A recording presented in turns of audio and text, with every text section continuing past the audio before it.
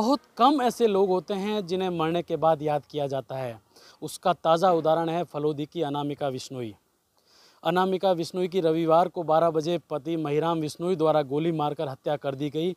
उस वक्त उसकी सोशल मीडिया पर, इंस्टाग्राम पर 1,05,000 फॉलोवर थे, लेकिन विगत 5 दिनों में लगातार फॉलोवर्स की संख्या बढ़ती जा रही है और आज इस समय 1,46,000 फॉलोवर्स की संख्या हो गई है।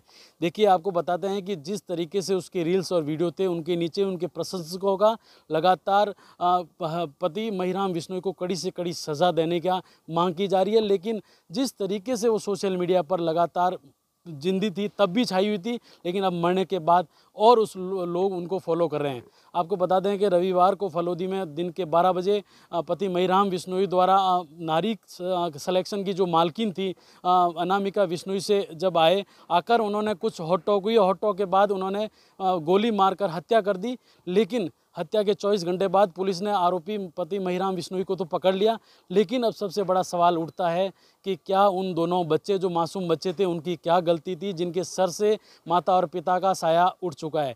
देखिए, आपको बता दें जिस तरीके से लगातार अनामिका, इंस्टाग्राम की बात की जाए, फेसबुक की बात की जाए, दोनों सोशल मीडिया पर तेज़ी से उसके फॉलोवर्स बढ़ रहे हैं और अब फॉलोवर बढ़ने के बाद लोग लगातार दुख भी व्यक्त कर रहे हैं कि जिस तरीके से इसकी हत्या की गई थी, कहीं ना कहीं उनके फॉलोवर्स को दुख भी है। अब आपको देखना होगा कि जिस तरीके से पुलिस ने रिमांड लेकर पति महिराम विश्नोई को जेल तो भेज दिया है, लेकिन इस सामाजिक ताना बाने में जिस तरीके से महिलाओं की रील्स और जो वीडियो वायरल होते हैं, इसको लेकर जो लोगों में, समाज में जो गलतफहमी या शक की जो सुई होती है, उन्हें कहीं ना कहीं रिश्तों में कड़वाहट पैदा करती है। यही हाल हुआ महिराम विश्नोई का।